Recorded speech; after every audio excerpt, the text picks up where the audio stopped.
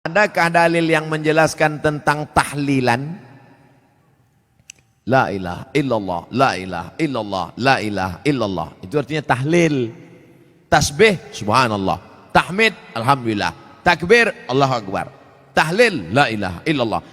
Man halala, siapa yang mengucapkan tahlil, summa ahda thawabahu ilal mayyit, kemudian tahlil itu dihadiahkannya kepada si mayit, orang mati, yantafi'u bihi, pahalanya sampai dan orang mati itu dapat manfaat. Begitu kata Imam Ibnu Taimiyah dalam kitab Majmu' Fatwa Ibnu Taimiyah. Kenapa Ustaz pilih pendapat Ibnu Taimiyah? Karena yang banyak melarang-melarang nih sekarang anak-anak buahnya Ibnu Taimiyah. Paham? Padahal Imam Ibnu Taimiyah dalam Majmu' Fatawa mengatakan siapa yang mengucapkan tahlil dihadiahkannya pahalanya pada yang meninggal sampai. Kalau dimasakkannya bubur kacang hijau, kenapa Ustaz tiba-tiba ingat bubur kacang hijau? Oke, bubur jagung kalau gitu. Lalu kemudian dihadiahkannya pahalanya untuk almarhum. Sampai apa tak sampai? Sampai. Mana dalilnya? Mana?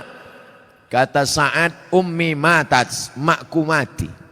Afa atasaddaqu anha, kalau aku bersedekah pahalanya sampai tak untuk emakku? Kata Nabi, tasaddaq, sampai. Sedekah enggak? Sedekah. Ayu sadaqatu afdal, apa sedekah yang paling afdal? Kata Nabi, saqyul ma', sedekah yang paling afdal mengasih air minum. Kalau air minum saja sampai, apalagi gulai baung. Artinya sedekah sampai, sedekah sampai, tahlil sampai. Apa lagi? Bacaan Quran. Yasin wal Qur'anil Hakim, innaka laminal mursalin. Sampai apa tak sampai bacaan Quran pada orang meninggal dunia? Sampai. Bacaan Quran untuk orang meninggal dunia sampai. Mana dalilnya? Ketika Nabi SAW melewati suatu makam, diambilnya pelepah korma, ditusukkannya ke makam itu. La'allallaha an yukhaffifa adzabahuma ma lam yaybasa.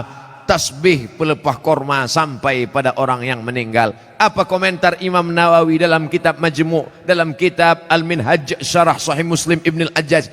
Kalau tasbih pelepah korma saja sampai, apalagi bacaan Quran orang yang beriman. Buka kitab Ar-Ruh, punya Imam Ibnu Qayyim Al-Jauziyah, murid Imam Ibnu Taimiyah. Punya murid namanya Ibnu Qayyim Al-Jauziyah, punya kitab namanya Ar-Ruh. Diriwayatkan sampai kepada Imam Ahmad bin Ambal, lewat di suatu makam, ada orang membaca Al-Quran. Imam Ahmad bin Ambal melarang, tapi orang itu menyebutkan riwayat hadis, ternyata perawinya thiqah, bahwa Nabi punya sahabat namanya Abdullah bin Umar, anak Umar bin Khattab, berpesan, kalau aku mati nanti, bacakan di atas kuburku, pada bagian kepalaku pangkal Al-Baqarah, pada bagian kakiku ujung Al-Baqarah. Itulah dalil bacaan Quran sampai untuk orang yang sedekah sampai, tahlil sampai, baca Quran sampai. Sudah saya sebutkan dalil-dalilnya. Tak juga percaya, saya tak bisa menjawab. Habis sudah. Saya cuma bisa minta nama lengkap supaya nanti kalau mati saya kirim. Kalau tak sampai, cepat-cepat kasih kabar.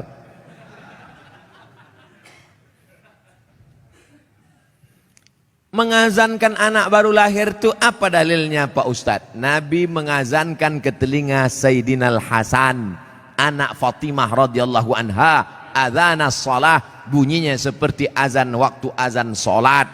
Hadisnya disebutkan dalam kitab Sunan At-Tirmidzi. Nama kitab Sunan Tirmidzi, nama lainnya Jami' At-Tirmidzi. Status hadisnya hadisun hasan, hadis paling tinggi sahih, di bawah sahih hasan, tentang mengazankan bayi. Anak saya mengazankan, Allahu Akbar, Allahu Akbar, tapi tidak kuat macam itu. Terkejutlah dia. Nah, makanya bapak ibu yang hamil sekarang istrinya, nanti bapak azankan. Tapi yang anak sudah lahir tak usah azankan lagi. Ini anak udah semester 2. Balik dari sini, sini sebentar. Allahu Akbar. Apanya ayah ini gitu.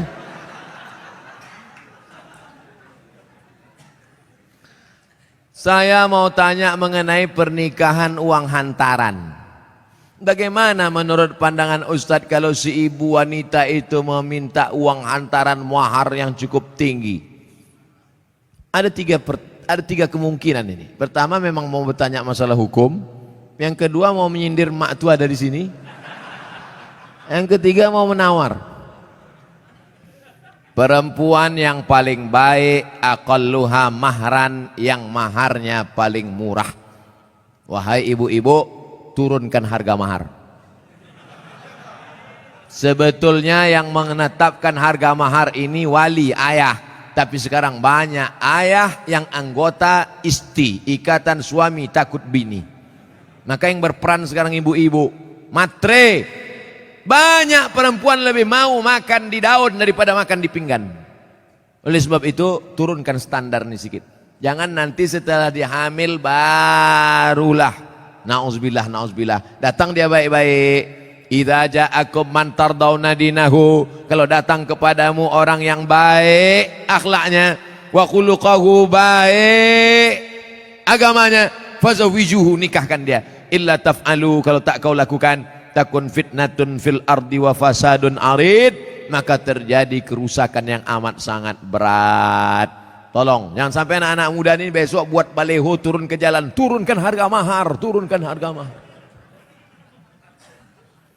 Kemudian jodoh itu seperti apa Pak Ustadz? Apa orang yang sudah menikah terus meninggal terus menikah lagi, apakah itu berarti jodohnya juga Pak Ustadz? Karena berjumpa orang berjodoh atau karena jodoh dia berjumpa? Memang jam-jam setengah 11 ini payah nangkap memang. Karena ada jodoh baru berjumpa atau karena berjumpa itu orang berjodoh? Karena ada jodoh lah maka berjumpa. Kalau tak ada jodoh sampai mati tak akan berjumpa. Kok Ustaz tahu? Saya pernah ngalami. Saya Dewan Juri Musabaqah Tilawatil Quran tingkat Provinsi Riau. Kalian pikir Ustaz alang-alang?